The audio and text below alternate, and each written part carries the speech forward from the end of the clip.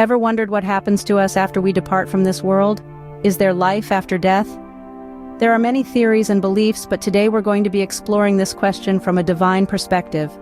This world, in all its beauty and complexity, is a testament to the existence of something greater. Science and nature provide us with intriguing hints of a possible life after death, but it's through divine revelation that we gain a more concrete understanding of the hereafter. But what does it mean exactly? It refers to the knowledge we receive about the afterlife and its effects on the departed human soul. In this exploration, we will be drawing upon passages from the New Testament as our guide. These passages offer a wealth of insight into the journey of the human soul after death. It's important to note, however, that we won't be delving into a detailed exposition of these texts. Instead, our focus is to highlight their teachings that the souls of the righteous who have departed from this world are conscious and are, in fact, in the immediate presence of Christ in paradise. What do we mean by the righteous? These are individuals who have lived their lives in accordance with divine principles, striving for goodness and justice. And what about paradise?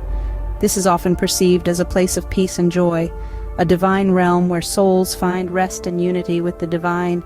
We will also be considering the words of Jesus Christ, as his teachings have a significant bearing on our understanding of life after death. Among his teachings, we find statements affirming the existence of the soul beyond physical death, the journey of righteous souls to paradise, and the living nature of God. As we embark on this exploration, let's approach it with an open mind and heart. The afterlife is a mystery that continues to captivate humanity, and through divine wisdom we may find some answers to our questions. Let's delve into the New Testament passages that give us a glimpse of the afterlife. Did you know that the human being comprises of a body and a soul, and they have different fates after death? This intriguing concept comes to us from a profound statement made by Jesus in Matthew 10:28. It reads, "And do not fear those who kill the body, but cannot kill the soul, but rather fear him who is able to destroy both soul and body in hell." Let's peel away the layers of this thought-provoking declaration. First, we must understand that the body and soul are distinct entities. The body, as we know it, is a tangible, physical manifestation. It's our visible identity, the vessel that houses our consciousness. It's susceptible to the natural laws of birth, growth, decay, and ultimately, death.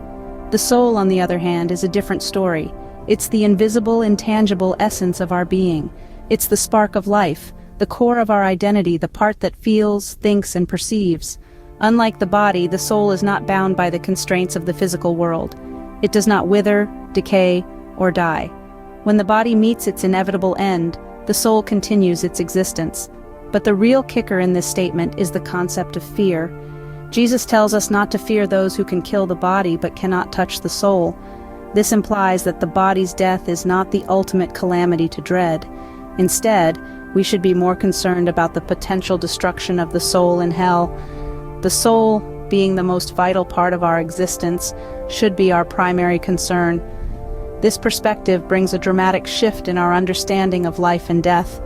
It compels us to look beyond the physical, to consider the eternal, and to prioritize the well-being of the soul over the body.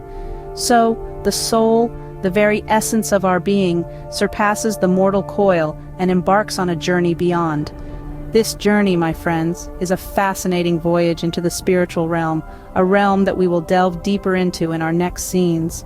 Journey with us as we continue to explore the profound mysteries of life, death, and the hereafter. Where does the soul go after death?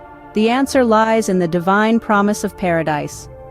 This question has been asked by countless humans throughout history, and while different faith traditions offer various perspectives, one compelling narrative emerges from the New Testament.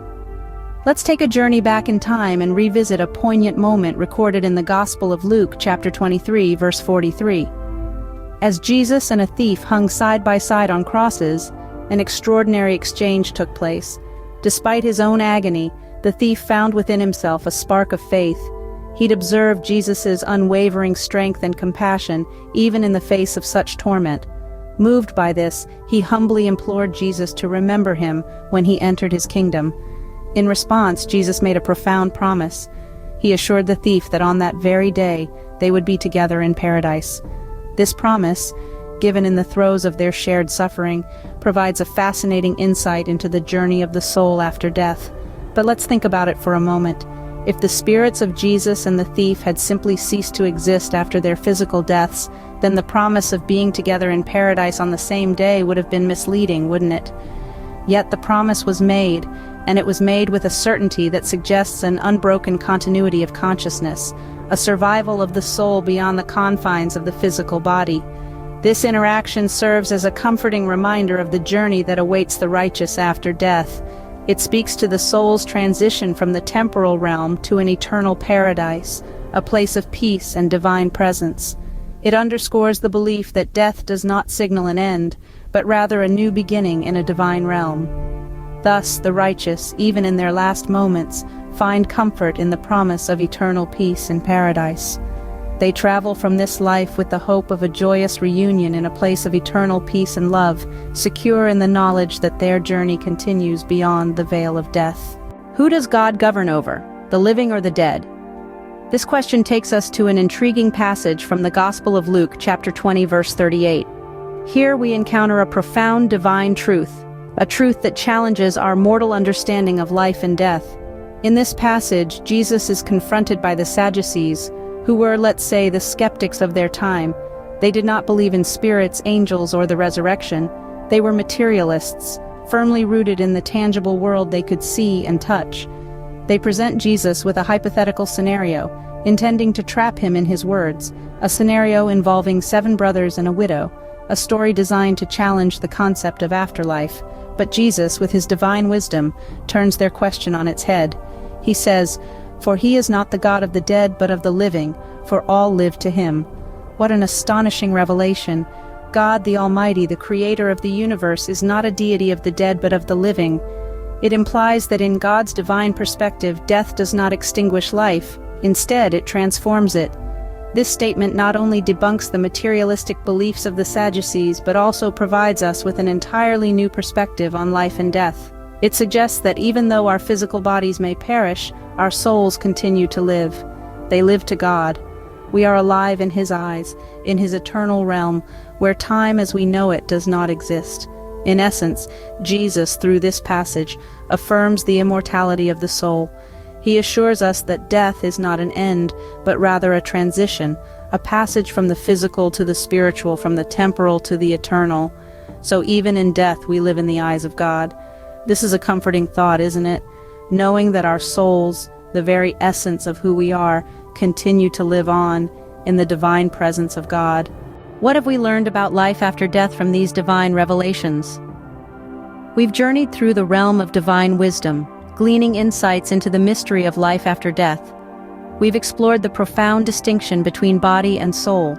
We've discovered that while the body may be extinguished, the soul, the essence of our being, remains untouchable, invincible. It is this soul that continues its journey, transcending the physical world and entering into the spiritual realm. We've learned about the destination of the righteous, paradise.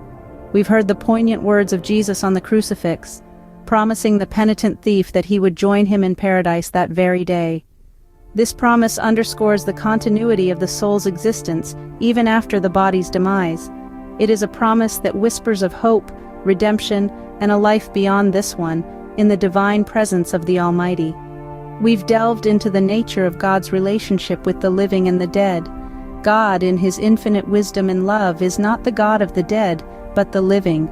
For in His divine perspective, all souls are alive to Him.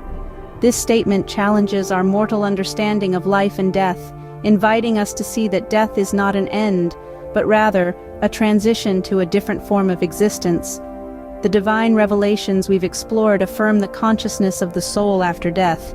They tell us that the soul does not cease to exist but continues to live, to experience, to be aware. The soul, in its journey from the physical to the spiritual realm, remains conscious, ever alive in the presence of God. So what is death if not a gateway, a transition from one form of existence to another? It is a journey, not an end. It is a transformation, not a termination. And the soul, the core of our being, remains conscious and vibrant, continuing its journey in the divine presence. In the grand tapestry of life and death, we find that death is not an end, but a transition to another form of existence.